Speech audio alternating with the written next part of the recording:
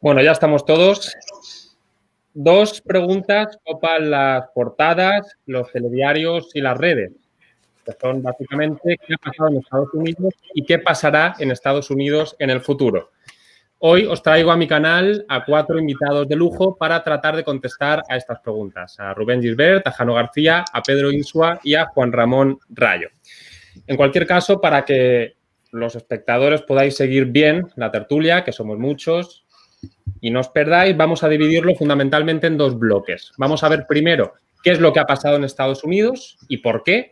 Y en segundo lugar veremos cuáles son las implicaciones de lo que ha sucedido en Estados Unidos, cuáles son las consecuencias o las lecciones que podemos extraer de todo esto. Y luego, si hay tiempo al final, también plantearé algunas de las preguntas que pueda leer en el chat. O sea, dejad preguntas, yo lo iré viendo y al final, si da tiempo, se las preguntaré a estos 4 invitados. Entonces, primero, vamos a empezar con la realidad. ¿Qué es lo que ha sucedido en Estados Unidos y por qué? Hay quien dice que ha habido un golpe de Estado, hay quien dice que no, hay quien dice que esto es culpa de Trump, hay quien dice que es culpa de los antifas, hay quien dice que ha habido fraude, hay quien dice que no. ¿Qué ha pasado? Empezamos con Jano García. Bueno, buenas tardes a todos. Yo lo que creo que ha ocurrido es lo que se preveía. Es decir, llevamos escuchando durante bastantes semanas, de hecho desde el día de las elecciones, que había un fraude electoral en Estados Unidos. Este mensaje, que ha sido alentado por Donald Trump constantemente, ha tenido mucho seguimiento, y también aquí en España lo hemos visto, como algunos periodistas y también activistas han estado vendiendo a la población que existía un fraude, a pesar de que ningún tribunal de Estados Unidos haya dicho que es así. Yo creo que el problema ha sido un poco jugar con... Y lo que yo creo que le ha pasado a Donald Trump es que el monstruo que él ha creado, porque bien, Donald Trump es un presidente que podría haber pasado a la historia como un buen presidente, porque su legislatura, desde luego, que ha sido positiva para Estados Unidos y si no llega a ser por el COVID, seguramente hubiese arrasado.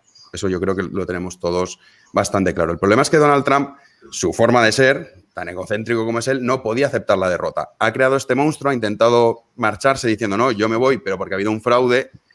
Y repito, ningún tribunal de Estados Unidos ha dicho que esto sea así, es que no ha sido así. Y entonces el monstruo que él ha creado, al final se lo ha acabado comiendo. Y la realidad es que yo creo que hemos visto un poco la representación de lo que es Occidente hoy en día, o los problemas que tienen las democracias con sus distintas formas alrededor de los países occidentales. Y es que vemos como la combinación, que para mí es letal, entre la posverdad, que es lo que ha triunfado en Estados Unidos, redes sociales, y la ignorancia del pueblo, sobre todo aprovechándote de los ignorantes que creen a ciegas lo que tú estás diciendo, pues el resultado era el que se preveía. Ahora bien, hay una cosa, y a mí yo creo que no sé si a vosotros os sorprende, y es cómo es posible que en el Capitolio, uno de los países uno de los edificios más vigilados del planeta, pueda entrar esta turba y montar lo que montó. Eso es una gran pregunta que habría que responder. Pero vamos, lo que ha ocurrido es lo que Donald Trump y muchos han estado alimentando durante semanas. Juan Ramón. Sí, no, coincido básicamente en lo que ha dicho Jano. Es decir, aquí tenemos unas elecciones donde Donald Trump ha perdido los comicios. Donald Trump, por su personalidad, él siempre se ha presentado como un vencedor, como un ganador, no puede aceptar la derrota, no la puede aceptar en términos personales y quizá no la puede aceptar por si posteriormente se vuelve a presentar a unas elecciones. Y a partir de ahí monta una narrativa de fraude electoral que era una narrativa que ya venía de antes de las elecciones. Es decir, básicamente lo que viene a decir Donald Trump es si yo no gano, será porque ha habido fraude. Y no olvidemos que él mismo se declaró vencedor de las elecciones antes de que hubiesen terminado de contar los votos. Es decir, que tampoco es que él se esperara a que estuviesen certificados los votos electorales y ahí, no, antes, a medianoche, antes de que estuvieran contados los votos, él ya se declaró vencedor de las elecciones. Y a partir de ahí, claro, uno tiene dos opciones, o creer a su caudillo, que es, por desgracia, lo que han hecho pues muchos millones de estadounidenses, o confiar en las instituciones. Y yo entiendo que haya gente que desconfíe de las instituciones porque es verdad que muchas veces las instituciones dan motivos para desconfiar.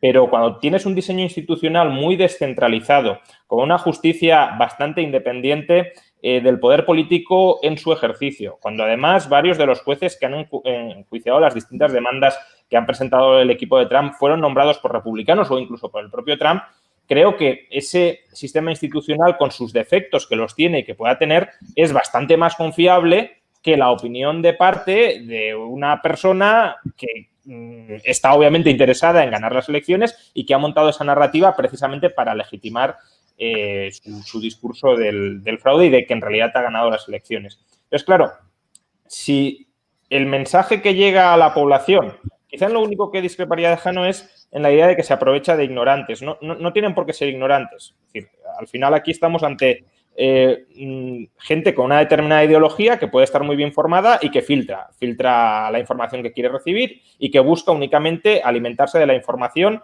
que reafirma sus ideas previas. Y puede ser gente perfectamente cultísima y con un volumen enorme de información.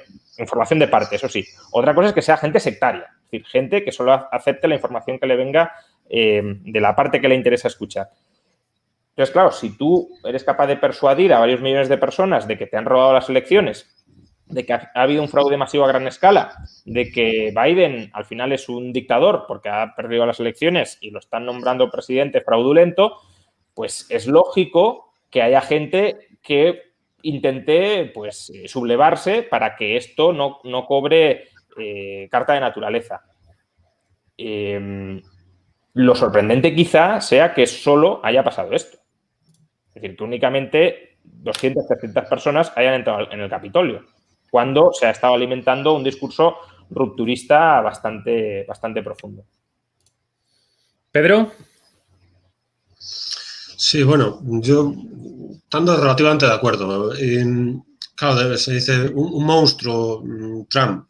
Bueno, un monstruo que ganó las elecciones, porque ese monstruo no fue creado según se desarrolló su gobierno, sino que el monstruo estaba previamente creado o es el mismo monstruo, digamos, que ahora que invitó a la población a ir al Capitolio a reclamar unas elecciones que se supone estuvieron trucadas, ¿no? Es decir, nada más tomar posesión Trump en su momento de la presidencia. Yo recuerdo, yo estaba en la radio de Julio Otero, porque yo fui tertuliano durante un año en la radio Julio Otero, y me habían invitado y tal para ver ese momento. Y en ese momento yo recuerdo perfectamente cómo hablaba Trump contra el establishment de Washington. El establishment de Washington. Es decir, Trump se supone que según su propia concepción, una concepción que, claro, que no es solo Trump, sino que ha persuadido, como dice Juan Ramón, ha persuadido a mucha población, es decir, ha engranado con una población americana. No es una cuestión de un señor que se cree pues un ganador, ¿no? Frente a los losers, pues un ganador, y entonces pues está desafiando. No, ha engranado con mucha población. ¿Y por qué es capaz de engranar? ¿Por qué es capaz de envolver? ¿Por qué es capaz de engranar? Mejor que de envolver, porque tan envuelto está él por la población como la población por él, con esa población. ¿Por qué? Proyecta sobre el sistema de elección norteamericano una especie de oligarquía que está moviendo los hilos y la población va contra esa oligarquía, es decir, está denunciando esa oligarquía. ¿Hay una oligarquía o no la hay? Hay una oligarquía que ha secuestrado la democracia norteamericana, que es lo que dice Trump, pero desde el principio. Es decir, Trump ha denunciado un establishment, según él, parecía un indignado del 15M cuando tomó posesión. Como si lo haga con él, por otro lado, ¿no? Un tío que tiene 2 edificios en Manhattan y tal. Pero bueno, ese establishment, él ha puesto en cuestión la legitimidad desde el principio de ese establishment.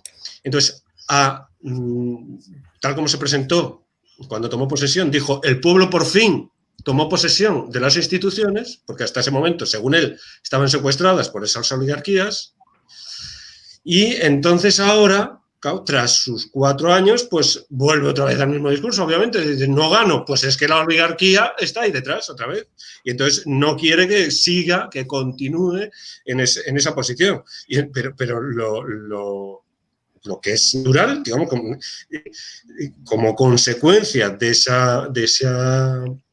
ese discurso, pues la gente ha ido al Capitolio pues a tomar posesión de lo que se supone había sido desplazado. Es decir, el pueblo con Trump había tomado posesión de las instituciones.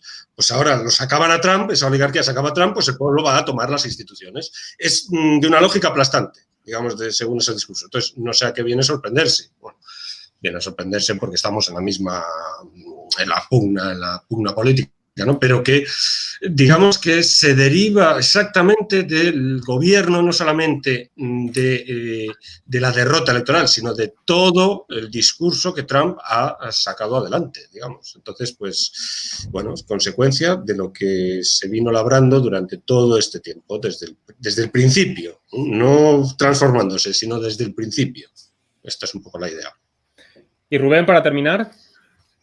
Sí, yo creo que lo más grave de lo que pasó ayer en Estados Unidos es ver cómo la prensa, personas preparadas, bueno, la prensa, los medios de comunicación no, porque siempre tienen una adscripción ideológica, pero las personas preparadas y que en principio tienen que tener la cabeza fría y acostumbrarse a lo que son los análisis políticos, no saben hacer análisis políticos ni saben qué es lo que pasó ayer en Estados Unidos. Yo hice un directo a los pocos minutos de que pasaba lo del Capitolio comentando lo que me parecía un hecho incontestable y que desde luego es el único que ha apuntado fríamente Jano, que es que el Capitolio de Estados Unidos no es la Facultad de Historia de la Complutense de Madrid.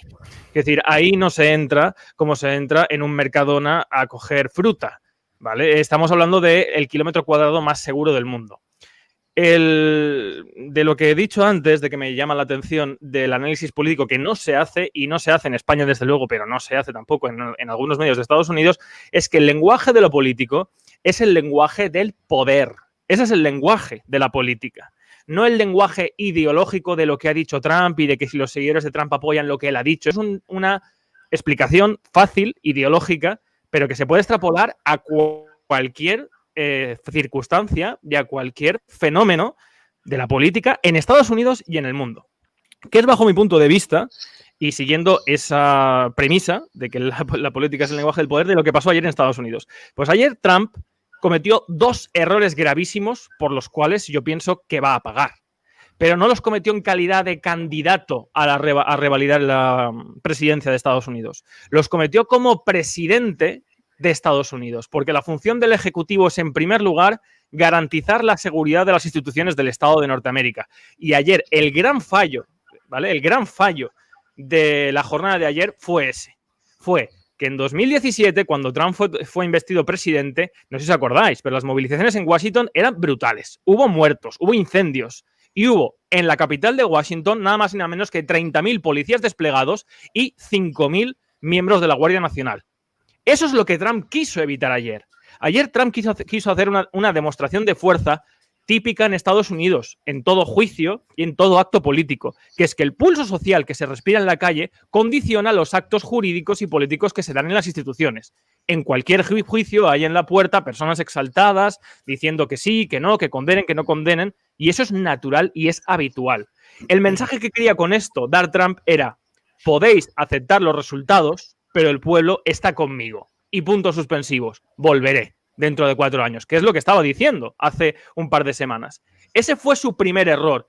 Pensó eso como en su porvenir político, pero no pensó como presidente. Y es que la principal cualidad de un presidente, de un ejecutivo, de un buen ejecutivo, es que, como decía Antonio García Trevijano, tiene que poder ver crecer la hierba. Y no se anticipó a lo que podía suceder en el Capitolio si decía la gente que fuera allí a reclamar que no estaba de acuerdo con lo que pasaba, y al mismo tiempo, para evitar posibles enfrentamientos entre la policía y sus partidarios, es decir, para que estos no dieran una imagen en Estados Unidos de exaltados enfrentándose a la policía, rechazó que la Guardia Nacional custodiara el Congreso y que hubiera un gran despliegue policial, porque evidentemente iba a haber enfrentamientos como los ha habido cuando ganó Bush, cuando los hubo cuando ganó en la primera vez Trump. Entonces ese fue el primer error y no manda a la Guardia Nacional. Entonces el Capitolio se queda desprotegido, si es que todos hemos visto las imágenes de las puertas, que hay 2 o 3 guardias o una filita y las personas pues dicen, oye, aquí no hay nadie, pues vamos para adentro y entran. Y pilla a todo el mundo por sorpresa, o sea, a todo el mundo. Lo que están diciendo de que si es una conspiración, que si es falsa bandera, que si chorradas, porque además en el periódico de Jano García, El Liberal, ya han identificado, se sabe quién es, han visto las caras, o sea, absolutas tonterías. Ahora, ¿cuál es el segundo error que ha cometido Trump? En el momento en el que ve que la cosa se ha ido de las manos, que ha cometido un error de no presumir la situación en la cual estaba el Capitolio en un momento tan tenso, en un año tan tenso, con el Black Lives Matter, que ha habido también muertos, que ha habido movilizaciones, y no hacer un dispositivo policial para dejar a sus partidarios como personas, como el pueblo americano que está en contra de lo que se está votando, no salir en la televisión al instante condenando lo que estaba pasando, justamente para que no se le vinculara a él con lo que estaba pasando en el Capitolio. Y eso es lo que pienso que va a pasar. Y esto básicamente lo que va a hacer es que convierte de facto a Trump en un paria en Estados Unidos. Pero no estoy para nada de acuerdo con lo que ha dicho Pedro Isúa de que Trump empezó criticando el sistema de Estados Unidos. Para nada. Un establishment, que es lo que criticaba Trump, es un conjunto de personas, instituciones o entidades influyentes en la sociedad civil. Que estas personas... No, que tenían secuestrado a Washington. Que tenían secuestrado a Washington. Literalmente dicho, expressis verbis. Literalmente. Washington estaba tomado por la oligarquía, el establishment, y no dejaba sitio para que el pueblo americano tomase las decisiones y funcionaba de espaldas totalmente ese establishment a los intereses del pueblo americano. Esto es lo que dijo Trump al tomar posesión. He entendido perfectamente tu exposición. Termino enseguida y si quieres me respondes. Eso no tiene nada que ver con el sistema norteamericano, ni con las chorradas que tampoco están diciendo por ahí de que si esto pone en juicio a la democracia norteamericana o el sistema o la separación de poderes. ¿Qué tiene que ver la elección separada del presidente con los congresistas o con el Senado con lo que pasó ahí en Estados Unidos? No tiene absolutamente nada que ver. ¿Qué tiene que ver con la cuestión de Estados Unidos? No tiene nada que ver. Que se está diciendo que utilizar la 25ª enmienda para destituir a Trump. La 25ª enmienda es para casos de incapacidad. Y la incapacidad no tiene nada que ver con esto. Se puede hacer un impeachment, que seguramente se haga, pero no porque la responsabilidad de Trump, y con esto concluyo, sea por acción, no por alentar a que fueran al Capitolio, sino por omisión de no prevenir como presidente lo que podía darse simplemente sumando 2 y 2 y viendo un poco los devenires de los últimos meses. Bueno, hemos dedicado 17 minutos. Un segundo, un par de claro. Si puede ser. Yo cuando hablaba de Trump monstruo no me refería a Trump, me refiero al monstruo que ha creado con lo del fraude electoral. O sea, yo no la persona, sino el monstruo que ha creado el fraude electoral se lo ha acabado comiendo. Y luego respecto a... Porque yo creo que aquí en España nos ha mostrado esas imágenes, pero esto de Donald Trump, él estuvo alentando durante bastantes días a que la gente fuese a Washington para protestar, para retomar la democracia, para no permitir, para salvar a la nación, básicamente, porque lo que estábamos viviendo era un fraude, entonces había que presionar a los miembros del Partido Republicano para que dijesen, oye, nosotros impugnamos los resultados en estos estados, etcétera, etcétera, que era lo que se preveía. Yo sí que creo, y además cuando ves esas imágenes, es que es imposible, estamos hablando de Estados Unidos, no es Nigeria, es imposible que no supiesen lo que iba a pasar.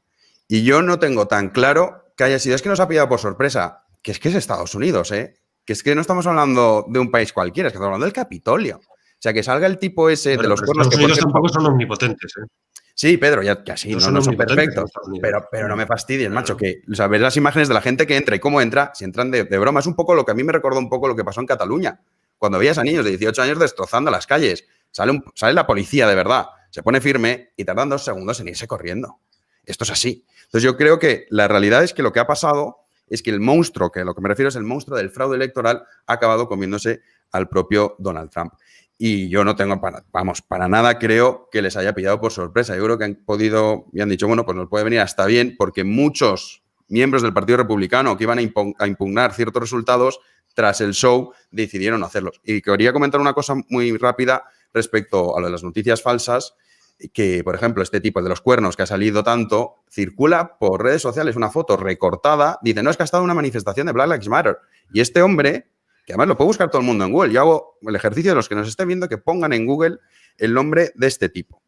Este hombre, en realidad, lo que es un miembro de QAnon, que es un grupo de conspiracionistas que dicen que, bueno, una serie de cosas respecto al Partido Demócrata, que pongan el nombre Jake Angeli. Y ahí le salen quién es. Y aún así hay mucha gente que dice, no, es que esto está preparado. Yo no creo que haya estado preparado. Ahora bien, que a lo mejor lo han dejado pasar, eso ya es otra cosa, pero desde luego yo creo que Donald Trump, lejos de pasar a ser un presidente que ha sido bueno, para mí, desde mi punto de vista, su gestión en Estados Unidos ha sido positiva, quitando el coronavirus, va a ser recordado como un presidente que, en fin, que ha hecho un ridículo absoluto por puro egocentrismo, yo creo. Bueno, un pequeño note, perdón, simplemente, Jano. Lo que yo he dicho no implica que, desde luego, no se sigue la regla rajatabla de la política de que los adversarios van a aprovecharse de esto. Eso por supuesto. Sí. Yo es que estoy convencido que... Sí, no, yo Otro punto que es verdad, se me ha olvidado comentarlo, del primer discurso de Jano coincidía plenamente, salvo lo que he dicho de la ignorancia, y luego que Donald Trump haya sido positivo, no, yo creo que ha tenido claros oscuros y ha tenido claros que a muchos nos han gustado y ha tenido oscuros oscurísimos que a muchos nos han desagradado profundamente desde el principio. Y creo que una de las principales críticas que precisamente se podría haber dirigido a Donald Trump ha sido esa erosión continuada ya no de las instituciones formales, porque efectivamente no ha podido erosionar, no sé si ha querido, pero no ha podido erosionar las instituciones americanas, pero sí todo aquel conjunto de reglas informales que permiten en muchos casos que esas instituciones formales funcionen. Y esa crítica continuada a, por ejemplo, los medios de comunicación, que a los medios de comunicación, por supuesto, se les puede criticar, pero no se les puede avasallar desde la presidencia del gobierno de Estados Unidos el no respetar pues los procedimientos, ya digo, no los formalizados por la ley, sino las reglas tácitas de juego, por ejemplo, pues la transición pacífica al poder en este último caso, validando el resultado electoral o aceptando las resoluciones de los tribunales y no pues deslegitimando a los tribunales si no te viene bien lo que resuelven, pues creo que eso sí es un gran agujero que deja Donald Trump en la herencia estadounidense y esa es una gran mancha que empaña otros logros que sí que ha podido tener, no sé si tanto por Trump cuanto por todo lo que ha rodeado, es decir, el establishment, digámoslo así, republicano que ha rodeado a Trump y que también ha orientado muchas de sus decisiones. Bien, si no tenéis... Yo insisto en la idea de que si él habla de fraude ahora, no es un monstruo que queda, digamos, sobre la marcha o ad hoc, o es profeso para el asunto. Es un monstruo que es Trump mismo, es la figura que ha creado, es la de aquel líder del alt-right, de lo antipolíticamente correcto, frente al establishment que ha soportado, que ha sostenido pues todo ese discurso buenista, etcétera, de lo políticamente correcto, de unos Estados Unidos que se vierten al exterior, que no miran por su propio interés, América lo primero, etcétera, ¿no? Desde el principio, esa figura es la que le ha dado la victoria electoral. Sí, Pedro, esa figura es la que le ha dado la victoria electoral. Entonces, un momentito, termino.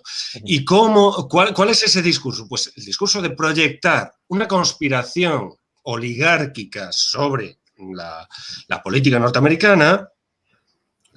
Yo no estoy hablando de si con realidad o sin ella. Estoy diciendo que ese discurso es el que ha conseguido pues aunar o a aglutinar al electorado de Trump y le ha dado las elecciones. Y con ese discurso se presentó el mismo día 1 de la presidencia, que toma posesión.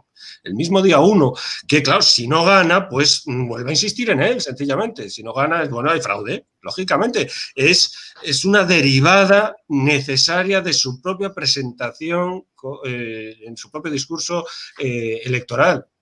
Entonces, aquí la cuestión que plantea Trump, bueno, es una cuestión, tampoco es un disparate total y absoluto. Es decir, ¿existe realmente esos grupos de interés que tienen secuestrada la democracia norteamericana? Bueno, pues eso es debatible, como se ha debatido y como muchas veces se debate, y como casi siempre es el debate. Todo sistema político, decía Aristóteles, pues es una mezcla entre la oligarquía y democracia. Eso es la democracia pura y no sé qué, eso son historias demagógicas, exactamente lo mismo. Hablar en nombre de la democracia pura pues es tan demagógico como hablar en nombre de otras cosas. Y entonces, los sistemas políticos en líneas generales es una mezcla siempre entre oligarquías, un sistema mixto que llamaba híbrido, que se llamaba Aristóteles, que es la realidad política. Pero tienes que engranar con muchos grupos pues claro, que las urnas representan el interés del pueblo, pues volvamos otra vez a conceptos completamente metafísicos que no tienen ningún sentido, porque el pueblo no es unívoco, está compuesto de muchos grupos enfrentados entre sí, y tan pueblo es un grupo que dice una cosa como pueblo es el grupo que dice exactamente lo contrario a ese otro grupo. Y son igualmente pueblo. Entonces, claro, aquí pues aparecen el demagogo, precisamente. Trump surgió como demagogo. El demagogo es aquel que entiende que la ley es una conspiración oligárquica y él viene a destapar el pastel.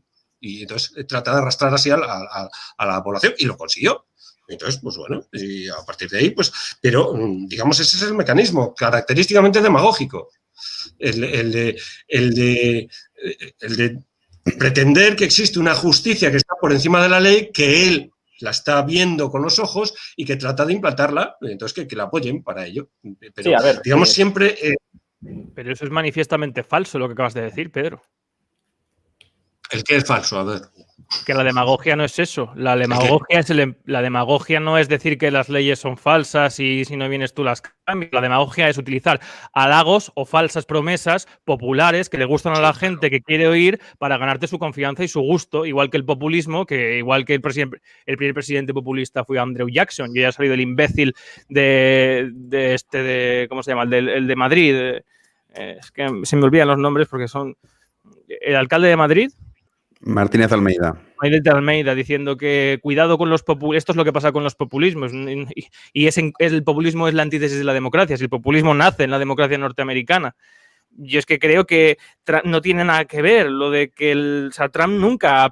Yo no estoy justificando a Trump, ojalá caiga sobre él todo el peso de la ley por faltar a su compromiso como presidente, creo que ya lo he explicado antes, pero que Trump nunca ha atacado a las instituciones. Lo que ha dicho es que lo que no estaba en contra de las instituciones norteamericanas, lo que estaba es en contra de las políticas que, bajo su punto de vista y el discurso que él ha vendido, y no es la primera vez, ni mucho menos, que se utiliza esto en Estados Unidos, las políticas que se han seguido han llevado a personas a las instituciones puestas por grupos de influencias sociales. Ese ha sido el discurso de Trump, que lleva también a la teoría de la conspiración de mucha gente.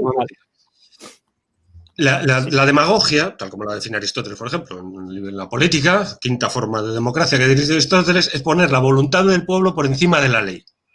Y esto se debe a los demagogos, dice Aristóteles. Es decir, que hay una voluntad del pueblo que Trump se supone representa, y así se presentó, tal cual. Es que estoy diciendo casi literalmente lo que dijo el día de la toma de posesión de Trump. Él representa esa voluntad que ha sido traicionada por el establishment, que los intereses del pueblo americano le han dado la espalda totalmente a las instituciones, a esos intereses, y él viene a representar ese interés popular, esa voluntad popular, por encima de las instituciones, o de espaldas a ellas, si se quiere, porque las instituciones dieron la espalda. Es decir, Trump pone en las instituciones dominadas por eso, como si fuera un títere suyo, dominadas, y la ley expresión de esas oligarquías, y entonces él desenmascara a esos poderes que han secuestrado la democracia norteamericana en nombre del pueblo.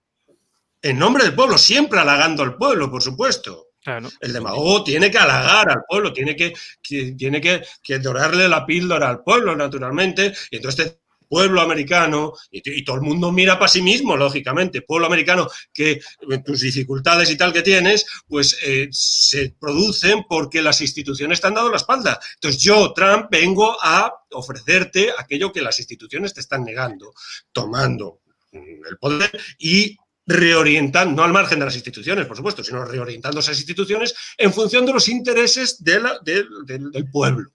Pero que eso no tiene, no tiene nada que ver con las instituciones. Lo que tú has dicho del libro tercero, capítulo quinto, del libro de política de Aristóteles, se refiere porque él habla ahí de la división de los gobiernos, se refiere a la utilización de la demagogia por parte de los gobernantes. Y aparte, la política de la Grecia de Aristóteles, hay que leer también los norteamericanos y ver qué es lo que ha pasado, pero eso no tiene nada que ver con las instituciones, Pedro. Las instituciones son la arquitectura institucional de un Estado, y lo que combatía Trump, igual que han combatido muchos presidentes con cierta demagogia y con sus formas, que él sea grosero, bruto o un indeseable, eso no tiene por qué llevar en análisis. Yo no estoy hablando de que si es bruto o grosero, nada, estoy diciendo cuál es la estrategia desde el punto de vista discursivo, sí. que ya sé que no las instituciones, es que no sé qué me estás... Desde el punto de vista de su discurso político, ese es el discurso con el que ganó las elecciones. Sí, a ver, sí. Que sea real, que no sea real, eso ya veremos, pues eso es lo que hay que analizar. Es decir, realmente, en Estados Unidos es una sociedad ahora mismo muy dividida, y eso es por encima de las instituciones también, es decir, por encima de la forma democrática. Pues hay unos grupos de interés, unas fuerzas y tal, que es lo que tiene que engranar, el político tiene que engranar con ellas de alguna manera. Entonces, si no, queda fuera, naturalmente. Y entonces, ¿qué movimientos están? Es decir, la democracia es una forma de gobierno de una nación.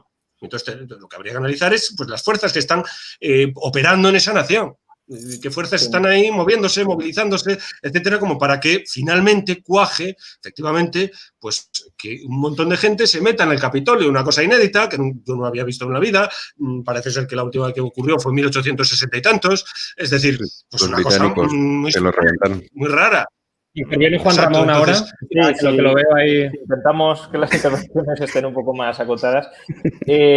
A ver, yo creo que no estáis diciendo nada muy distinto, porque Rubén me parece que está hablando de las instituciones políticas o del esqueleto institucional de la política estadounidense, y Pedro da una definición de instituciones más amplia, que tampoco es incorrecta, de todo el entramado estatal en Estados Unidos que puede estar efectivamente sometido y manejado por grupos de presión. Y sí coincido en lo que ha dicho Pedro, porque creo que esta es parte de la clave, en la idea de que, claro, Trump llega al poder contra unas élites que estaban gobernando, según él, desde hacía muchísimo tiempo, una casta, si lo queremos.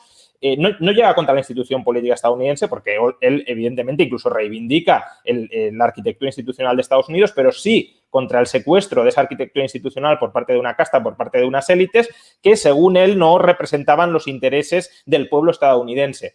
Y como ha dicho Pedro, no existe nada que sea el interés del pueblo estadounidense, porque al final en el gobierno siempre está una determinada coalición mayoritaria, que es la que ha accedido al poder. Y por eso el populista lo que busca de alguna manera es rebelarse contra esa coalición que ha accedido al poder, diciendo que él es el que representa realmente al pueblo, el interés del pueblo, y que la coalición está secuestrando los intereses del pueblo y las instituciones. Y con ese discurso llegó Trump al poder y se ha mantenido en el poder, y efectivamente quería abandonarlo con ese discurso. La cuestión es, ¿ese discurso él se lo creía o era una impostura como un ticket electoral? Eso es lo que no está claro.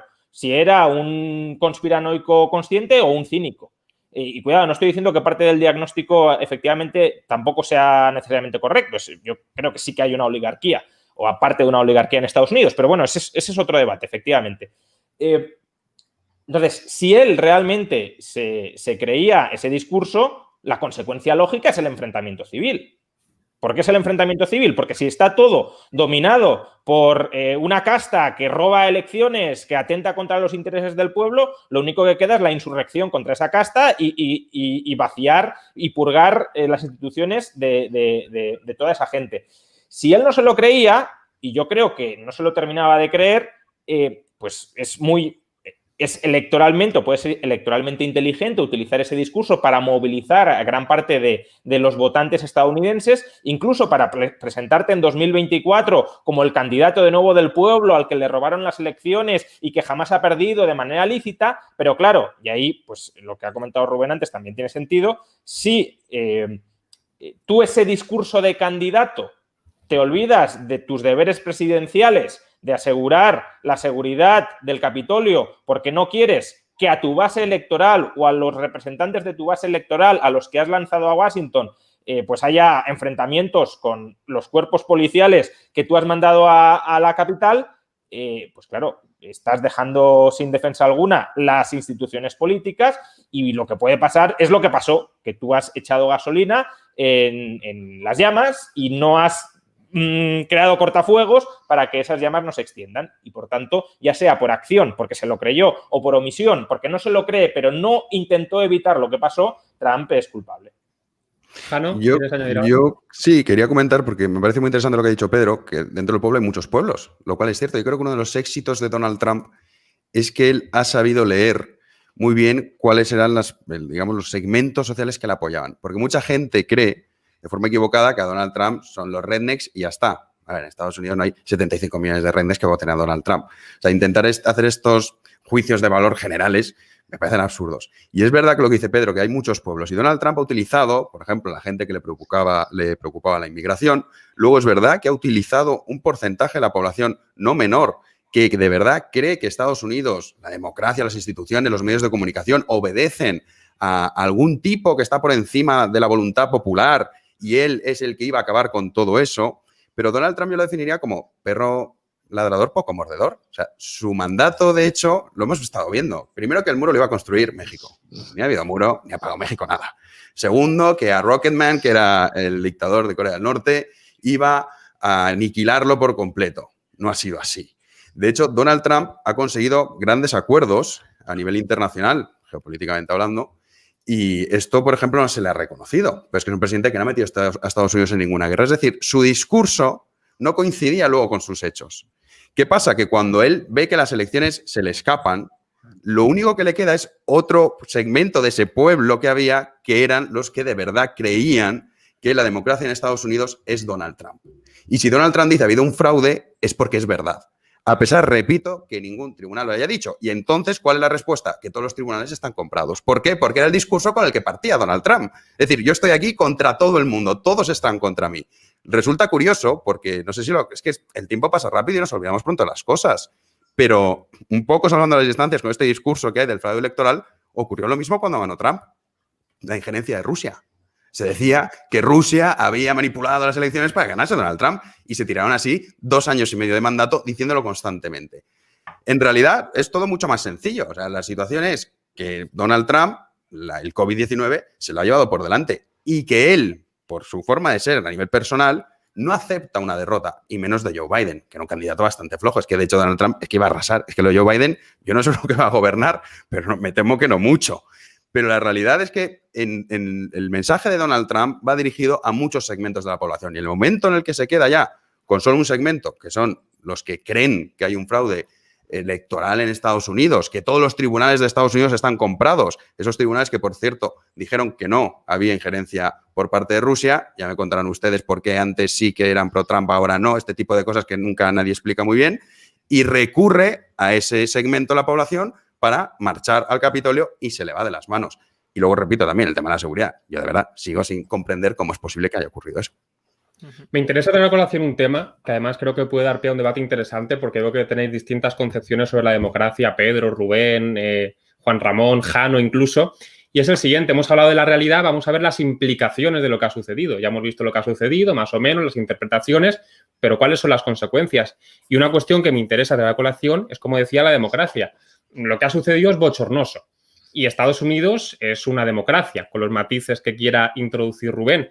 Entonces, la pregunta que se me suscita a mí es ¿en qué posición queda la democracia después de lo que ha sucedido? ¿Herida? ¿Herida de muerte? ¿Indemne? ¿Esto tiene que ver con la democracia? ¿Es algo inherente? ¿No tiene nada que ver con la democracia?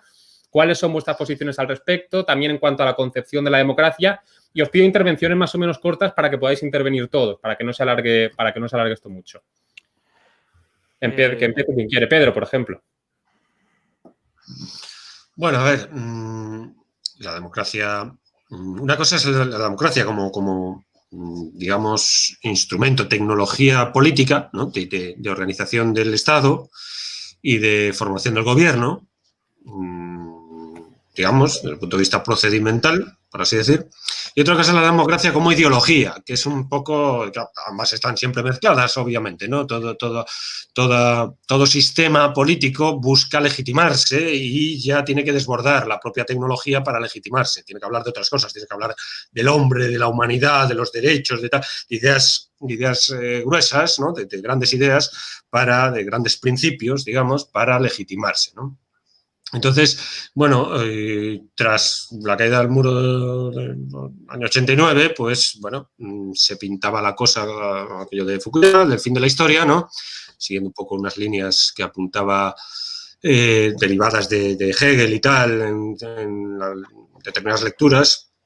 Y entonces se llegó a un momento, digamos, en el que la democracia se dibujó como el sistema justo. Democracia era igual a justicia. digamos. La democracia se alineaba con la justicia. De tal modo que un sistema democrático es un sistema justo, por definición.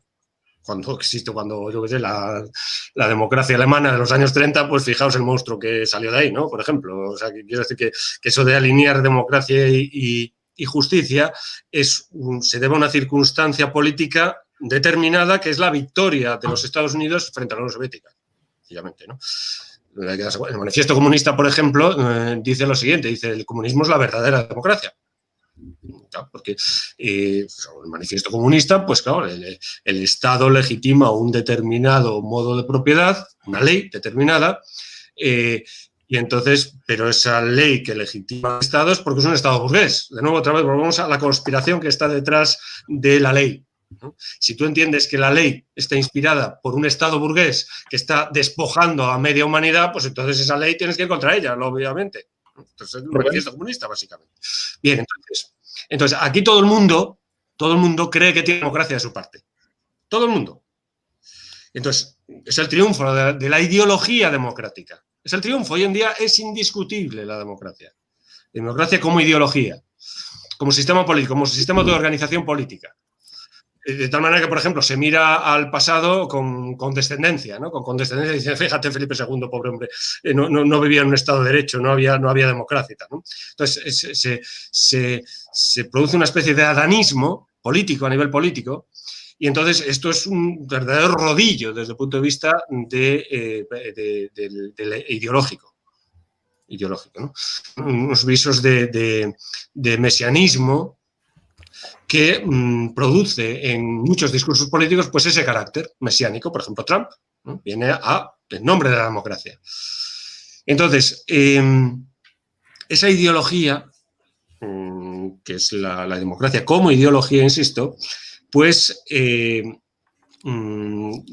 funciona con univocidad, por ejemplo. Es decir, se habla de la democracia.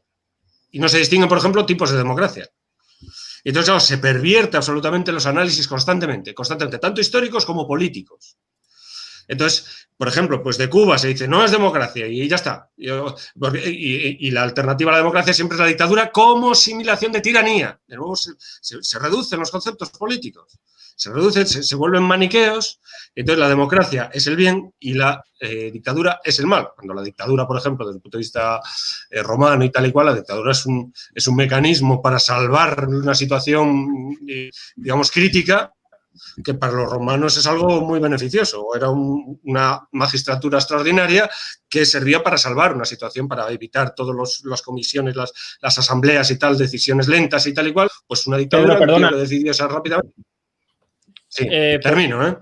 Sí, pero porque abren los demás también para que se monte debate. Sí. Y entonces, hoy día lo que impera totalmente y oscurece los análisis totalmente, absolutamente, es ese fundamentalismo democrático. Entender que la democracia es el único sistema justo, que la política o es democrática o es el infierno, o es la barbarie, o no es política fuera de la democracia. Este es el mal de nuestro tiempo, el fundamentalismo democrático. Es el mal de nuestro tiempo, es un mal. Es una perversión de los modos de comprender la organización de los estados y de la relación entre los mismos, de la geopolítica. Es un verdadero rasero, un verdadero rodillo que anula el entendimiento totalmente. Que pase, Rubén. Ya os pido intervenciones cortas para que podamos debatir todos. Sí, a ver, para no liar a los espectadores, porque realmente lo que ha hecho Pedro es la antítesis de un análisis. Vamos a ver, la democracia se puede concebir, y aprovechando lo que él ha dicho, en dos conceptos. El ideológico, que es la democracia social, que da la ideología de la socialdemocracia, de Marx, Engels, Lenin, Rosa Luxemburgo, etcétera, etcétera, y la democracia formal, la democracia como forma, la democracia jurídica, la democracia como institución, como arquitectura institucional jurídica. ¿Para qué? Para hablar lo que en los libros de Aristóteles, desde los libros de Aristóteles, que distingue entre autocracia, gobierno de uno, oligocracia, gobierno de varios, democracia, gobierno de todos, o de la mayoría prevalente de una comunidad. Esa es la fundamental. Entonces, mezclar esos dos conceptos, y a eso me refería con un poco la confusión, bajo mi punto de vista, de la exposición de Pedro, es mezclar y asumir la tesis errónea, por ejemplo, de Gustavo Bueno, de creer que la nomenclatura o la definición define la forma, con el libro Fundamentalismo Democrático, que llamaba incluso democracia a lo que hay hoy en día. Para eso, y lo que ha dicho acertadamente Pedro, de que muchas veces se confunde en análisis, es que hay que examinar sustantivamente lo que son las cosas y no simplemente porque diga que es una democracia, ya es una democracia. El sistema democrático no es que sea justo porque baje del cielo como un arcángel, sino porque es el gobierno de la mayoría y las leyes, que por cierto también, para corregir, Estado de Derecho, que es simplemente allí donde hay compendio normativo inventado por Robert von Moll en el siglo XIX, no es sinónimo de democracia. Stalin era un Estado de Derecho, Hitler era un Estado de Derecho, no tiene nada que ver con la democracia. Entonces, cuando hay un compendio normativo de obligado cumplimiento para todos en contra del Estado policíaco, y por eso Robert von Moll, el jurista alemán, lo desarrolla, como las leyes afectan a la totalidad de la nación, por lo tanto se considera justo que la totalidad de la nación tenga la capacidad para decidir sobre esas leyes que va a afectar sobre ellos mismos. Y eso se entiende desde un concepto intrínseco de justicia, que si algo va a afectar a una mayoría, quod omnes tangit omnibus approbari debet, que está incluso en el código canónico, que la mayoría que todos decidan lo que va a afectar a todos. Entonces, desde ese punto de vista, la democracia es un sistema político que lo que intenta o lo que procura es garantizar una serie de estructuras cuando se inventa el Estado, en el Renacimiento, para que el pueblo tenga la capacidad de articular su voluntad mayoritaria, porque la democracia no olvidemos que es mayoría y todo lo que no es el gobierno de la mayoría es el gobierno de una minoría, que ese pueblo tenga la capacidad de llevar las leyes por mayoría y esas leyes afectan a su vida en común. Y que al mismo tiempo el poder no puede abusar en contra de los ciudadanos. ¿Cómo? Introduciendo la separación de poderes, que eso en Grecia ni existía ni se consideraba. Y cuando se inventa además por primera vez en Estados Unidos, con el federalista, se hace huyendo de la democracia griega de Pericles, que para ellos era la canalla del populacho. Y por eso Rubén, ¿te libro de ti también para que intervenga Juan Ramón ahora? Sí, voy a terminar ya. Por eso se inventa la democracia representativa en Estados Unidos. Entonces, lo que ha pasado, para contestar directamente a tu pregunta, no afecta absolutamente nada al sistema político norteamericano. Y por eso yo he hecho mi exposición poniendo el foco en que lo que ha pasado no es que esto es una cosa evidente, los que fueron a Washington a apoyar a Trump no fueron a tomar el Capitolio. Las circunstancias políticas sumadas a la falta de previsión de Trump y la falta de seguridad terminaron en un incidente gravísimo ayer que al primer que afectan gravísimamente es al propio presidente. Pero esto no tiene nada que ver con el sistema, que tiene sus defectos, porque la democracia norteamericana no es perfecta, pero es el único régimen formal, y por eso me separo de lo que ha dicho Pedro, no ideológico, formal, jurídico, democrático que existe en el mundo. Habrá oportunidad de réplica, Pedro. Va ahora Juan Ramón. ¿Tú crees que ha afectado lo sucedido a la concepción de la democracia, al liberalismo? ¿Supone un ataque? ¿No tiene nada que ver? Bueno, yo por simplemente intentar mediar de nuevo entre Pedro y Rubén, yo creo que Pedro no ha intentado decir que la democracia tenga una carga social, sino que una cosa es la tecnología, como has explicado, el procedimiento de organización del poder estatal, y otra, si lo queremos, la superestructura ideológica que justifica esa tecnología y que contribuye a perpetuarla. Y es verdad que a partir de ahí sí que podemos debatir, aunque eso sería otro debate, si la democracia es defendible intrínsecamente, porque cualquier cosa que sea un output, un resultado democrático, es bueno porque es el resultado de la democracia, o si es simplemente un procedimiento que debe juzgarse por sus resultados y que si sus resultados no son mejores que otros, pues se le puede someter a crítica, ¿no? Y aquí sí que ya entraríamos en desacuerdos más fundamentales con Rubén sobre la idea de que la democracia lo que traduce es la voluntad de la mayoría del pueblo, cuando en realidad la democracia genera resultados relativamente arbitrarios, porque no existe ninguna regla de agregación de las voluntades individuales que sea unívoca en forma de una voluntad general. Es decir, que si tú cambias la regla electoral y no hay una regla electoral que sea mejor o peor que otra, es decir, en Estados Unidos, si en 2016 hubiésemos tenido democracia mayoritaria con una circunscripción única, habría gobernado Hillary Clinton, gobernó Trump. ¿Y es mejor el resultado de Trump o el de Clinton? O sea, ¿es más democrático el resultado de que gobierna Trump o de que gobierna Clinton? Pues ni uno ni el otro, depende de la regla. Pero las mismas preferencias, los mismos votos, exactamente los mismos, se traducen en resultados radicalmente distintos. ¿Cuál es la voluntad del pueblo? Ni la una ni la otra, porque la voluntad del pueblo como tal no existe y por eso ahí hay una crítica más fundamental a la ideología de la democracia, ¿no? Pero ¿esto ataca a la democracia estadounidense? A ver, uno puede, por un lado, pensar que esto refuerza la democracia estadounidense porque aquí la separación de poderes que mencionaba Rubén clarísimamente ha funcionado. Es decir, si Estados Unidos fuera una autocracia, Trump seguiría gobernando y Trump no ha tenido en ningún momento ninguna opción, bueno, a lo mejor sí, no lo sé, pero no parece que haya tenido ninguna opción de que este posible intento de asalto triunfara. Es decir, cualquiera que vislumbrara un escenario de victoria de este asalto, pues es una absoluta marcianada. ¿Por qué? Porque rápidamente toda la separación de poderes, ahí sí que se ha puesto en marcha para apartar a Trump y para deslegitimarlo. Incluso con la enmienda 25 que mencionaba Rubén, que efectivamente a lo mejor podríamos calificarla de abuso de derechos si se intenta aplicar, pero es que si se aplica, a Trump lo apartan. Es decir, salvo que el Supremo dictamine otra cosa. Pero, Jano. Pero, bueno, pero por otro lado, yo me estoy extendiendo y os había pedido brevedad, pero disculpad.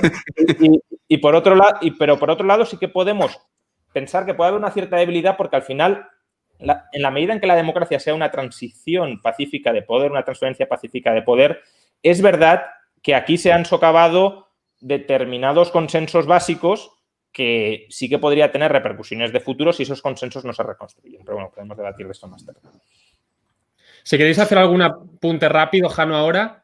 Sí, bueno, sobre la democracia podríamos estar debatiendo aquí durante Por horas. Eso digo, vamos a hacer apuntes rápidos porque hay otro tema que quiero tocar. Porque el tema, yo coincido con Pedro un poco, que es decir, ¿qué es democracia? Porque, por ejemplo, ahora a nadie se le ocurriría hablar de democracia sin aceptar el sufragio universal, cosa que los padres fundadores de la democracia no admitían, por poner un ejemplo. Y a partir de ahí podemos estar hablando de muchísimas cosas. Pero eso no vale, Jano, no me jodas. Hay que mirar la historia en el momento, no con retrospectiva moral. No hay que juzgar la historia con la moralidad actual. No, pero lo que me refiero es, la democracia entonces es lo que se dice en el siglo XIX, pero no lo que se dice en un siglo distinto. ¿Por qué? O sea, me refiero a un debate continuo que no tendría fin, porque cada uno pues tiene un concepto de democracia. Bueno, es un debate muy nominalista en parte. O sea. Y dando por aceptado, que es lo que damos actualmente como democracia, que es el gobierno de la mayoría, Ray ha puesto un ejemplo buenísimo, y es las elecciones en Estados Unidos, Hillary Clinton tuvo más voto popular que Donald Trump. Es decir, la mayoría de los ciudadanos estadounidenses quería que ganase Hillary Clinton, pero las normas del juego, tal y como se reparten los electores en Estados Unidos, pues hicieron que Donald Trump fuese presidente. Ahora bien, ¿que el gobierno de la mayoría o lo que aprueba la mayoría es lo justo? Pues evidentemente no. Y el propio Estados Unidos, por muy democracia, como lo queramos llamar, el apartheid hasta hace 2 días era una cuestión legal. Y no creo que alguien pueda definir el apartheid como algo justo. Ahora, lo que comentaba Álvaro, si esto va a hacer que cambie el sistema en Estados Unidos, yo personalmente creo que no. Es decir, esto pasará, será una vergüenza, una mancha en la historia de Estados Unidos, como otras tantas que tiene, pero sí que creo que lo que sí que va a cambiar es en relación, y lo hemos visto, algo que no hemos comentado, y es que las redes sociales, por ejemplo, a Donald Trump le han cerrado Twitter, Facebook, Instagram, al presidente de Estados Unidos, ¿eh? O sea, no estamos hablando a un tipo que estaba escribiendo, no, al presidente de Estados Unidos desapareció del mapa completamente. De hecho, nos hemos enterado que Donald Trump ha dicho que va a haber pues, un traspaso de poderes pacífico y demás, porque lo ha dicho una persona, pues le ha dado a un tercero esa información, porque él ahora mismo no tiene la capacidad de conectar con el pueblo estadounidense. Es muy fuerte esto. Y lo que realmente ha ocurrido con Donald Trump, ahora mucha gente se alegrará, pero es que yo sí que creo que va a cambiar. Primero, las redes sociales que ya estaban cambiando, cada vez son más los algoritmos, cómo los utilizan para que la información que reciba el ciudadano sea la que quiere ciertas élites gubernamentales. Y luego también sí que creo que lo que es el manejo de la información también va a cambiar muchísimo. Entonces, yo me centraría más en el cambio a nivel informativo, después de lo que hemos visto, más allá del cambio del sistema de Estados Unidos, que yo creo que no va a cambiar. ¿Algún apunte muy rápido, son 30 segundos? Porque quiero pasar a Pedro. El pequeño, y dejo a Pedro, es que yo estoy, claro, aquí son todos liberales y soy el único. O sea, estoy... Pedro de liberal. Pedro liberal. No, la mayoría, pero simplemente un pequeño apunte por lo que ha dicho Juan Ramón Rayo, Jano, que yo no he dicho y ni he centrado. Yo me he fundamentado y he analizado la democracia norteamericana formalmente. Y estáis hablando, y los dos habéis hablado, de la democracia desde el punto de vista de los buenos resultados. La democracia formal no se centra en buenos resultados o malos resultados. Se centra en el buen procedimiento. Y no se fragua en el consenso, que ha dicho Juan Ramón Rayo, que había que reconstruir el consenso. Se basa en la mayoría porque efectivamente no existe la voluntad popular. Existe el triunfo de la mayoría. Y allí donde no hay gobierno de la mayoría, solo queda el gobierno de una minoría. Nada más. Bien, pero sí, muy rápido. Pero para que la minoría acepte que gobierne la mayoría, tiene que haber un consenso de que el procedimiento democrático es un método válido de gobierno. Si no, cada vez que gane la minoría se rebelará e intentará dar un golpe de Estado. Pero si es que no, pero eso no ha existido en Estados Unidos. Es que en Estados Unidos claro, pero porque hay un consenso todavía amplio y espero que siga creciendo de que el resultado electoral, si es un resultado electoral limpio, transparente, como probablemente haya sido según han dictaminado los tribunales, es el que tiene que aceptar la mayoría y la minoría. Pero si no hay un consenso de que la democracia da lugar a una transferencia pacífica de poder que legitima al vencedor según las reglas de juego, pues los que pierden se rebelarían contra los que ganan, simplemente, salvo que estén sometidos por la fuerza, claro. Bueno, pero es que eso es que vence siempre una mayoría. Y recordemos que no nos acordamos nunca de Al Gore y Bush. Y en fin, Pedro, perdón. Muy rápido. Yo, cambiando un poco, efectivamente estoy con lo que habéis dicho, yo creo que todos lo habéis dicho, que esto no es un golpe de Estado, digamos. Es decir, es Juan Ramón o Jano, no sé, que fue de resultas, digamos, del propio discurso de Trump. El monstruo creció efectivamente y se le fue de las manos, pero él no está impulsando un golpe de Estado deliberadamente, digamos. Es decir, no es un asalto al Palacio del Invierno, digamos, lo que ocurre en el Capitolio. A pesar del asalto al Palacio del Invierno murieron 5 personas solo, ¿eh? Aquí ya han muerto. Llevan 4. Es decir, que llaman 4. Entonces, pero que esto no es una operación, digamos, de transformación del poder y de la organización del poder para nada. Entonces, es más bien una derivada del propio discurso demagógico, decíamos, que desde el principio tuvo Trump. Entonces, digamos, el pueblo tiene una visión en Estados Unidos bastante amplia de desobediencia civil, ¿no? En Estados Unidos, pues toda la tradición de Thoreau, etcétera, ¿no? El pensamiento de Thoreau, hay una tradición muy amplia acerca de la, digamos, suspicacias, mejor dicho, hacia las instituciones por parte de una tradición muy amplia, que es la vuelta el Fantastic, ¿no? La película Viggo Mortensen y tal, ¿no? Es un poco la vuelta a los montes y tal. Y esta tradición es bastante amplia en Estados Unidos y yo creo que por aquí va esa línea de desobediencia civil en líneas generales, ¿no? En buena medida está alimentado por ello. Entonces, yo creo que es importante dejar claro, esto no es un golpe de Estado. A mí eso no me lo parece en absoluto. Voy a traer a colación otro tema que creo que puede dar pie a un debate interesante. Estamos hablando de Estados Unidos, pero no dejamos de estar nosotros en España. Y la duda que me surge a mí es qué incidencia, si es que puede tener alguna, puede tener lo sucedido en España. Ya hemos visto que hoy los partidos se lanzaban los trastos a la cabeza. El PP y Vox se remitían al rodeo al Congreso y a la alerta antifascista. La izquierda, PSOE y Podemos decían que esto podía pasar con Vox porque era el nuevo fascismo. Es decir, ¿qué impacto puede tener esto en España o qué lección nosotros en España podemos extraer de lo que ha sucedido en Estados Unidos? Jano, por ejemplo, si quieres empezar. Bueno, yo creo que lo que sí que puede ocurrir es que ahora veamos cada vez que hay unas elecciones que haya un grupo, también hay que decir que es minoritario, que haya habido un fraude.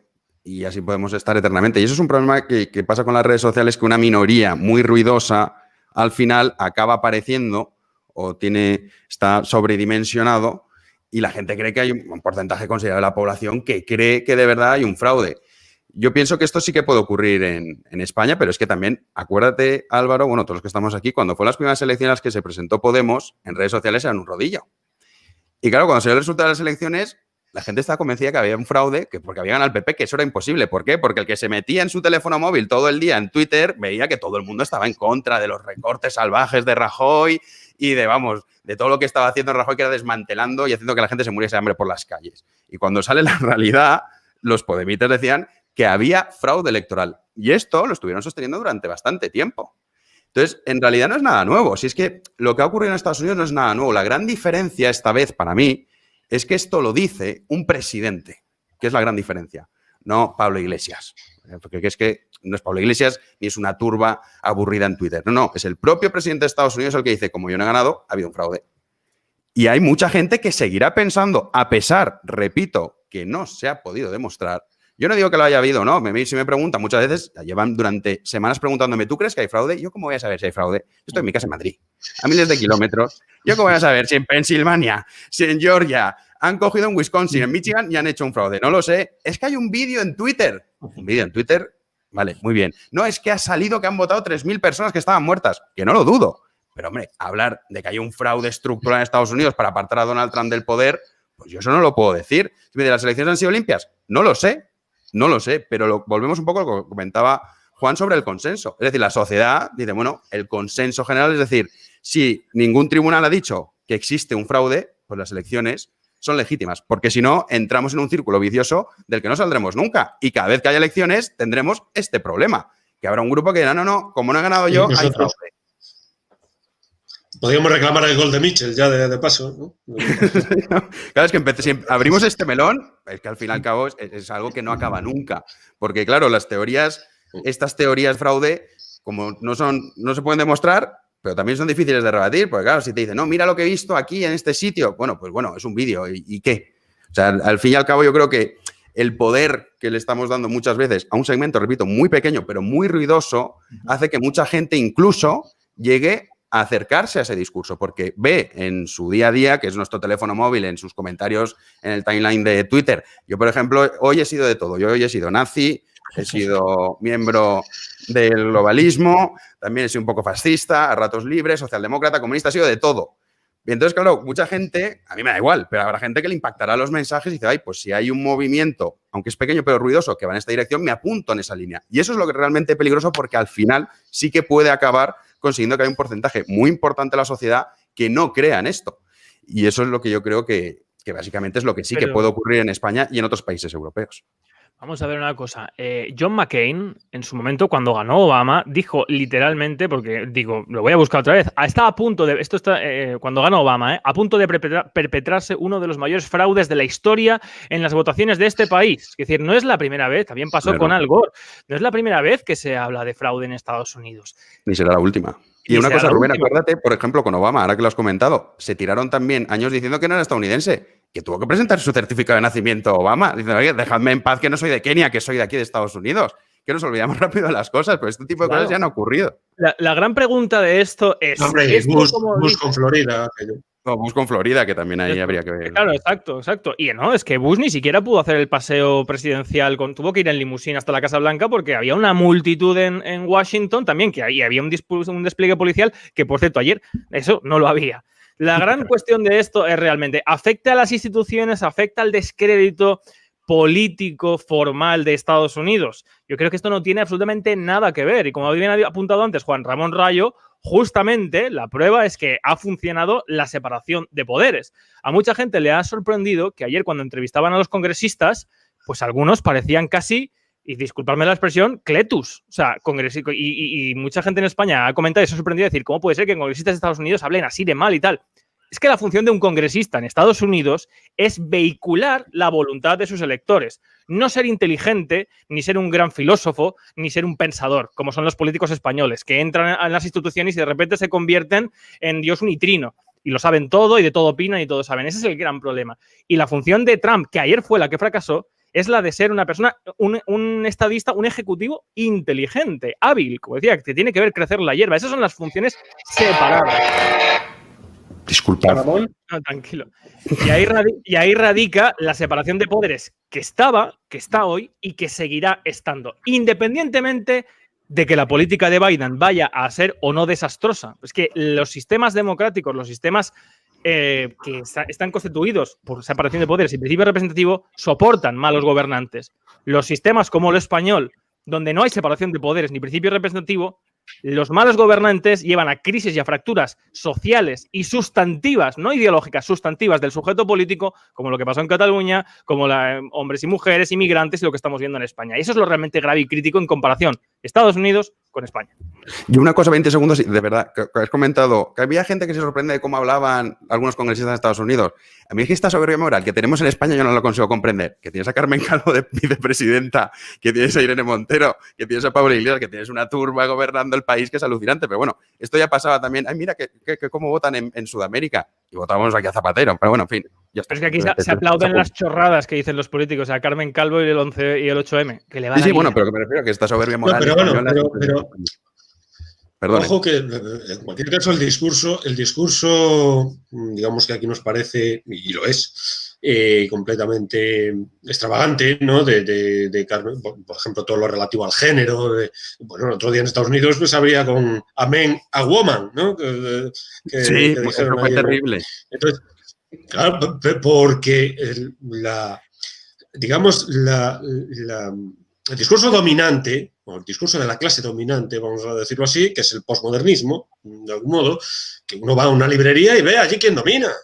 Allí están todo el podemismo. En las librerías manda el podemismo y todo el aparataje procedente de los Estados Unidos, de las universidades norteamericanas, ni de Pekín, de Moscú, de las universidades norteamericanas, en las que se ha labrado lo que llamaban ellos el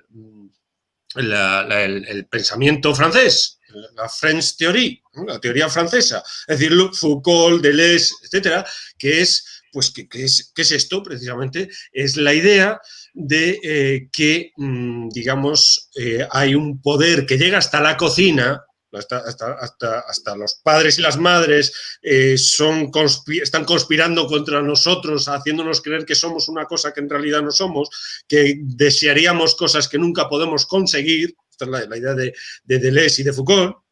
Y esto es la propaganda de las universidades norteamericanas. Es decir, en Estados Unidos es donde está metido el veneno en Estados Unidos. Claro, que tiene, pues que es el imperio, obviamente, y entonces, y quizás por eso es el imperio. Quiero decir que ahí es donde está el debate, es decir, cómo es posible que un imperio, como es Estados Unidos, tenga como referentes ideológicos, doctrinales, etcétera, unas doctrinas desde el punto de vista de su fundamentación tan débiles, el pensamiento débil, tan débiles. Esto es lo que a mí me llama poderosamente la atención, ¿no? Tan débiles desde el punto de vista doctrinal, de su fundamento, pero sin embargo tan dogmáticas desde el punto de vista del correctismo político, ¿no? Es decir, desde el punto de vista de la estigmatización del rival, ¿no? Entonces, esto es lo que es, a mí es un enigma para mí, sigo sin comprenderlo bien.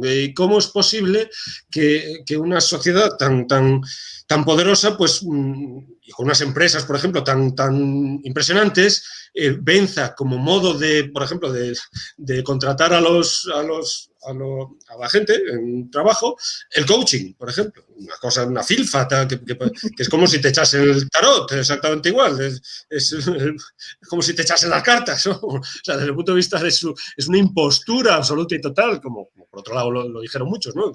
El libro de Sokal y Brigmont, ¿no? Las imposturas intelectuales que ponen a todos estos en su sitio. Entonces, esto es lo que a mí me sorprende. Digamos, no deja de sorprenderme, ¿no? Entonces, ¿hasta qué punto erosionan las instituciones? Y además, que era la pregunta propiamente, que yo me he ido por otro lado, por las respuestas que habían dado los compañeros, que era cómo influye en España, ¿no?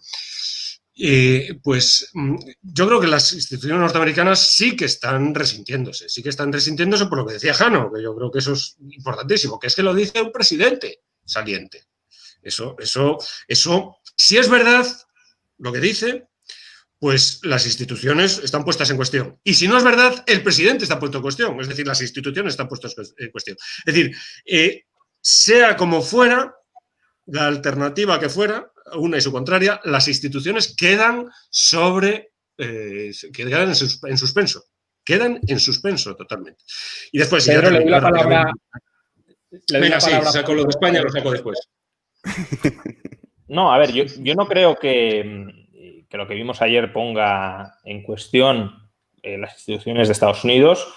Creo que, de hecho, en cierto modo, lo que se ha demostrado es que funcionan y funcionan bien y funcionan rápido, pero sí es cierto, y ahí es donde discreparía de Rubén, que las instituciones no son no sé si ha querido decir eso, a lo mejor lo estoy malinterpretando, pero que no son eternas. Es decir, que por el mero hecho de tener separación de poderes y representatividad, eso no garantiza que no se puedan seguir erosionando y, por tanto, y en ese sentido, pues me aproximaría un poco a lo que dice Pedro. Claro, si acumulamos muchas erosiones, puede ser que las instituciones al final terminen resquebrajándose, ¿no? Y esta puede ser una erosión más, quizá no de las más importantes, pero sí una más que se puede añadir en otras y que, a mi juicio, va de la mano de una polarización política en la sociedad estadounidense que sí se ha ido extremando y que, por tanto, va rompiendo ese consenso de transición pacífica al poder que mencionaba antes, es decir, reconocer dentro de una democracia que el otro puede ganar y puede gobernar y que eso no supone tu propia extinción y tu propia aniquilación.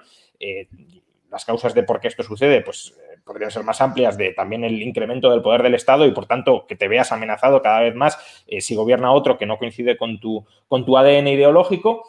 Pero, bueno, dejando esto de lado, yo, respondiendo a lo de Álvaro, ¿cómo creo que esto puede afectar tanto a Estados Unidos como a España? Ya digo, no creo que las instituciones estén especialmente erosionadas por esto o que las haya erosionado mucho, pero sí creo que podemos ver, quizá no, pero hay un riesgo de que veamos una especie de, entendedme el término, de represión contra el golpe de Estado fallido. Es decir, que la nueva clase política, tanto allí como aquí, utilice este fiasco de asalto al Capitolio como excusa, como decía Jano, pues para regular las redes sociales, por ejemplo, o como excusa para estigmatizar ya no a Trump, que creo que a Trump sí que hay que estigmatizarlo, aunque solo sea por esa dejación grave de funciones en el final de su etapa, sino incluso a todo lo que ha representado Trump y a todos los que se han juntado con Trump y a todos los que quepa relacionar remotamente con Trump, ¿no? Hemos visto alguna bandera libertaria en el asalto al Capitolio, por ejemplo,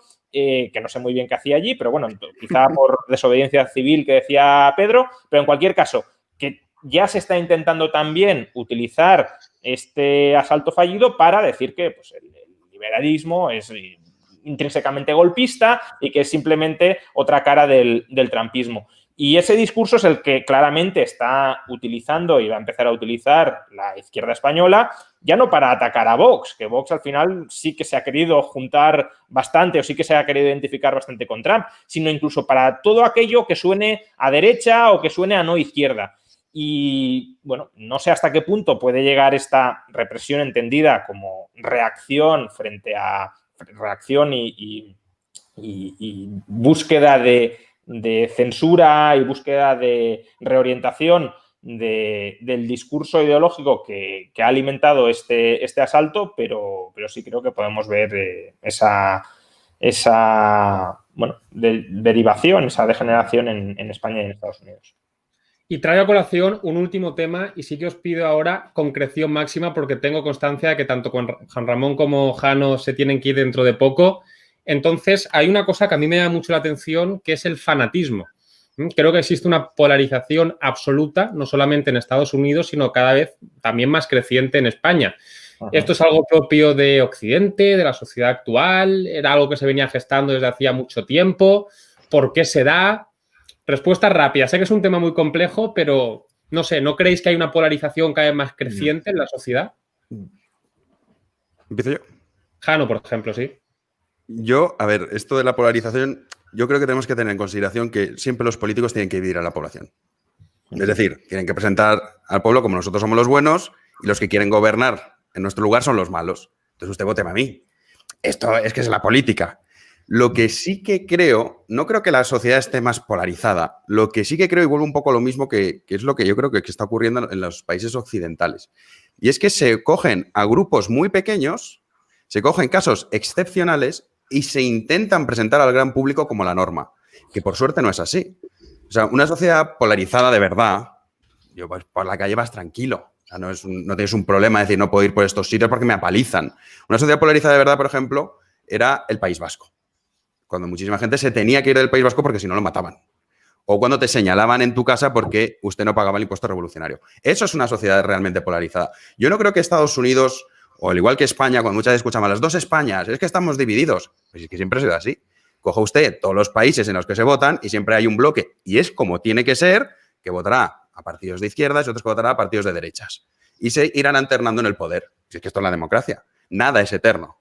Pedro Sánchez a lo mejor se cree que sí, pero no. Sánchez dejará de gobernar España. ¿Cuándo? No lo sabemos. ¿Cómo dejará España? Previsiblemente mal, pero acabará dejando de gobernar. Entonces, yo esto de la polarización no me parece que sea un problema. Sí que creo que es un problema que se esté utilizando casos excepcionales o mensajes que sí que son propios del fanatismo para intentar hacer como una extrapolación, es decir, miren, todos los de derechas son, por ejemplo, ahora antivacunas o están a favor de que había un fraude en Estados Unidos, es decir, la caricatura.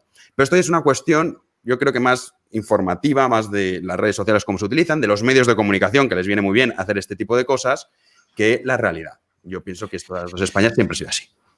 Eso lo comentaba yo ayer con Rubén, voy a hacer una intervención yo, si me dejáis.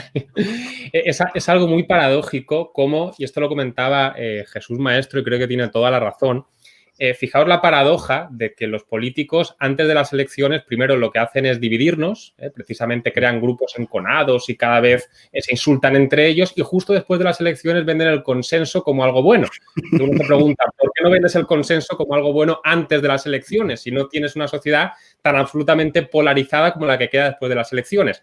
Y esto también lo comentaba con Rubén y le paso el testigo ahora por esto. Yo creo que tiene una finalidad muy clara, que es enfrentar a la gente para que la gente vote. Al final yo creo que el político lo que teme sobre todo, precisamente para no deslegitimarse, es la abstención.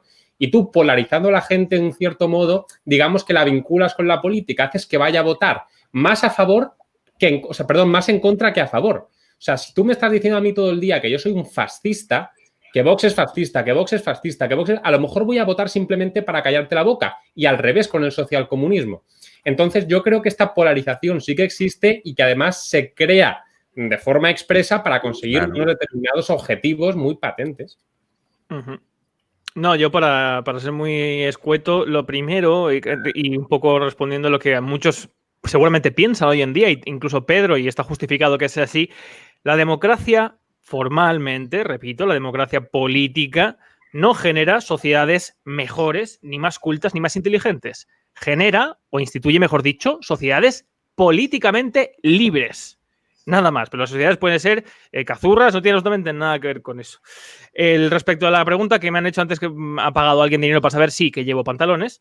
Y eso, simplemente... Es un error mío que la ha colado sin querer, Que yo creo que el problema que hay realmente es un problema de que la posmodernidad ha dejado una crisis a finales del siglo XX, sobre todo, que ha cristalizado en el hecho de que escasea el pensamiento. No hay pensadores. Y eso en lo que se traduce es en que no vivimos en sociedades, como bien ha dicho Jano, polarizadas. No hay guerras civiles hoy en día en Occidente. Ahora, lo que sí que hay es un exacerbamiento brutal por la atomización del individuo. Y esto supongo que daría para otro debate. Pero lo que se busca es que el individuo construya su yo, identificándose con colectivos y con consignas de prêt-à-porter para llevar muy rápidas. Esto lo dice Vox, esto lo dice aquel, este es de los míos, este es de los otros, y así es como funciona el engranaje. ¿Cuál es el problema? Que si no hay unas instituciones que garantizan la libertad de la mayoría de la ciudadanía, y es ahí donde se fragua el verdadero consenso, que es el del que habla Rousseau, que es en la institución de la forma de Estado y la forma de gobierno, no en las medidas que hacen los gobiernos. Ese es el problema. Es decir, aquí en España tenemos unas malas instituciones que no soportan malos gobernantes y por eso España va hacia donde va a ruedas forzadas. Y mañana voy a sacar un vídeo explicando el mayor problema de corrupción en España, que en los últimos 10 años ha sido nada más y nada menos que el saqueo de 121.000 millones de euros a las arcas públicas. Y Juan Ramón Rayo supongo que sabe lo que implica esta cifra, que es casi por 40.000 millones el presupuesto anual. Entonces, para resumir, en España tenemos el problema de que hay malas instituciones, malos políticos y eso repercute socialmente. En Estados Unidos hay problemas sociales, como en todos los sitios, pero las buenas instituciones pueden resistir. Ahora, desde luego, no son imperecederas ni indemnes. Le paso el testigo ahora a Juan Ramón, aunque creo que esta pregunta también está muy vinculada con Pedro, o sea que le paso el testigo ahora a los dos. Me da la sensación de que vosotros dos estáis en medio y recibís críticas de los dos bandos. Pedro recibe críticas tan furibundas de la derecha como de la izquierda y Juan Ramón Rayo exactamente igual. Se le critica de todos los lados. Entonces, creo que con conocimiento de causa podéis hablar de la polarización. ¿Sentís vosotros que hay dos extremos que se alejan cada vez más?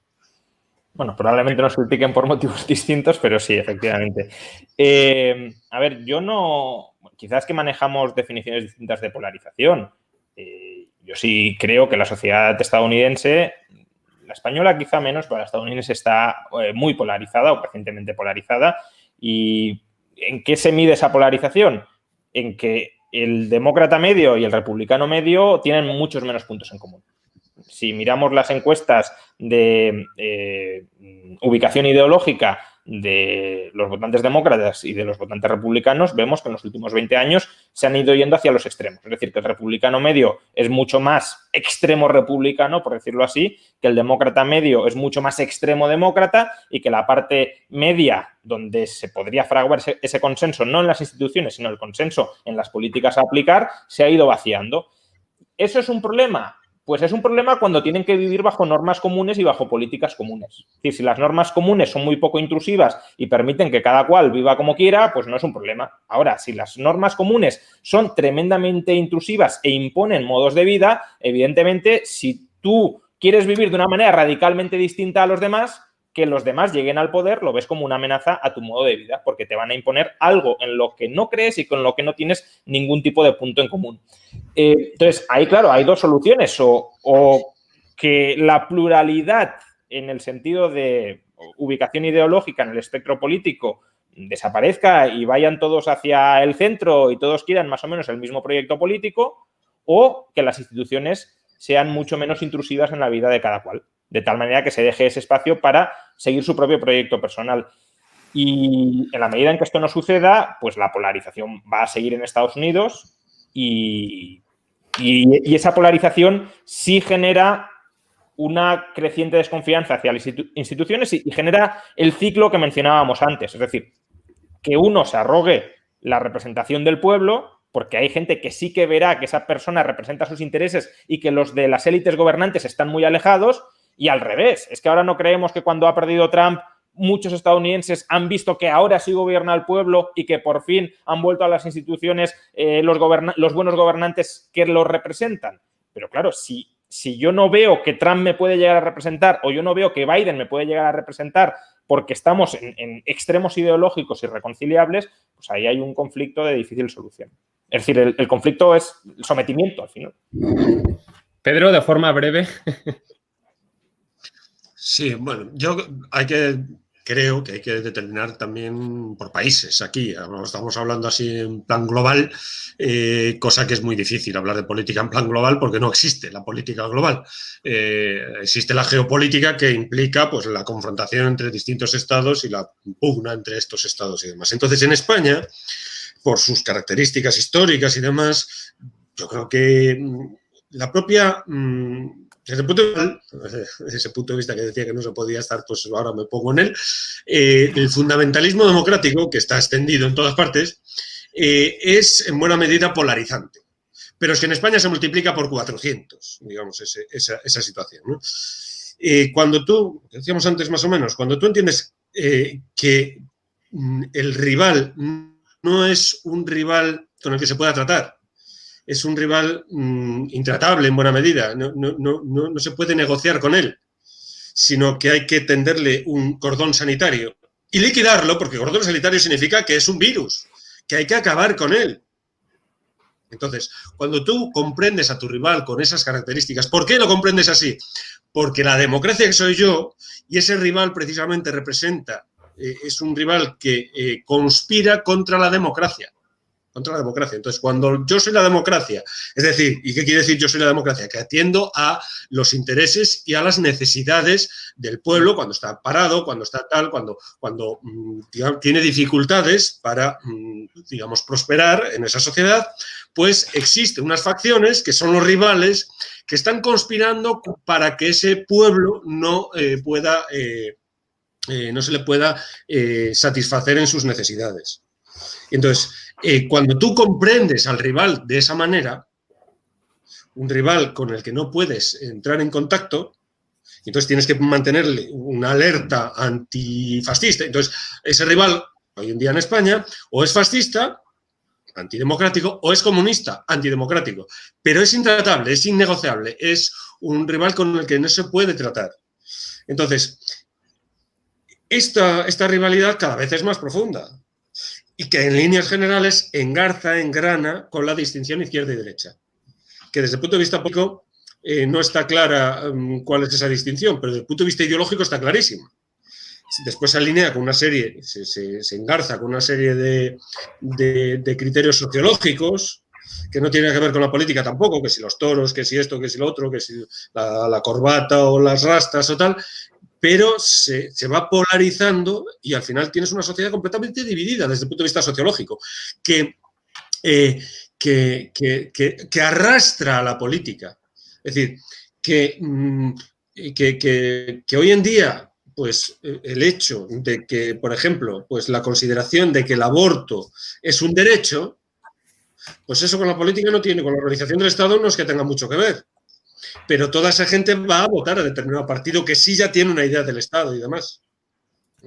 Entonces, digamos que la sociología esa sociología polarizada está arrastrando a la política de una manera tremenda, de una manera total y absoluta. Y entonces, pues claro que sí está polarizada la sociedad, precisamente por esta característica, el fundamentalismo democrático y la idea de que el rival conspira constantemente contra los intereses de la democracia que yo represento. Entonces, Pedro, que Jano y asunto se tienen que ir prácticamente ya. Os voy a dar 30 segundos a cada uno para que hagáis un titular final, empezando con los que se tienen que ir primero y ya terminaríamos el directo. Juan Ramón, ¿alguna conclusión a extraer? ¿Qué quieras decir? ¿Alguna puntualización? Bueno, Trump quería representar una revolución política dentro del establishment estadounidense y al final lo que ha terminado es contribuyendo a la polarización, a una mayor polarización de la sociedad y ha terminado contribuyendo a, bueno, no una gran erosión de las instituciones, porque efectivamente las instituciones resistieron, pero sí a un descrédito de su labor, al menos como jefe del Ejecutivo, que no supo evitar el asalto al Capitolio. Y, por tanto, va a quedar la duda del fraude electoral en una parte muy importante del electorado y otra parte del electorado lo va a ver como una persona o incompetente o como un aliado de esos golpistas o asaltantes del Capitolio. Jano, un titular muy breve. Bueno, yo creo que lo que hemos visto y lo que yo recomiendo a todo el mundo es que no ponga sus confianza para salvar el planeta, ni el mundo, ni la nación en políticos. Ni en políticos, ni en partidos políticos que al fin y al cabo tienen sus propios intereses y que realmente les importa muy poco nuestro bienestar. O sea, el interés de Donald Trump es ser presidente, a partir de ahí le da igual cómo hacerlo y le trae sin cuidado cuáles son las consecuencias. Yo creo que es importante no dejarse llevar por el fanatismo, sobre todo tener un pensamiento propio. Me parece muy bien que haya gente, eso no significa que uno no pueda votar a Donald Trump o incluso apoyarle en ciertos aspectos, pero yo creo que sí que hay que marcar una diferencia. O sea, el ciudadano tiene que marcar una diferencia con el político y con el partido político y saber que ellos son los que utilizan a los ciudadanos para sus intereses personales. Y esto es muy importante entenderlo y así podríamos evitarnos muchísimos problemas que tenemos en la sociedad, que es lo que estábamos comentando, que son precisamente impuestos por los partidos políticos que aprovechan a sus sectarios, a los más acérrimos, al programa, al proyecto, para crear toda esta crispación que estamos viviendo. Rubén, muy breve, 30 segundos, titular. Mientras no aprendamos a distinguir de la democracia como ideología, democracia social, de la democracia formal, democracia política, no vamos a entender nada. Pedro, muy breve también, que se tienen que ir ya Juan Ramón y Jano, un titular, una conclusión que está ya de yo creo que no hay golpe de Estado, pero sí hay desgaste institucional en Estados Unidos, muy fuerte y con China enfrente. Y China ha salido reforzado de todo esto en buena medida. Entonces, pues, no hay golpe de Estado, pero sí se resiente institucionalmente de una manera muy importante Estados Unidos. Pues dicho esto, terminaríamos el directo. Muchas gracias, Rubén, muchas gracias, Jano, Juan Ramón, Pedro. Muchas gracias a todos los que nos habéis seguido.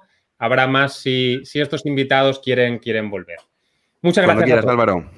Muy bien, un abrazo a todos. Nos vemos. Gracias a todos. Un abrazo.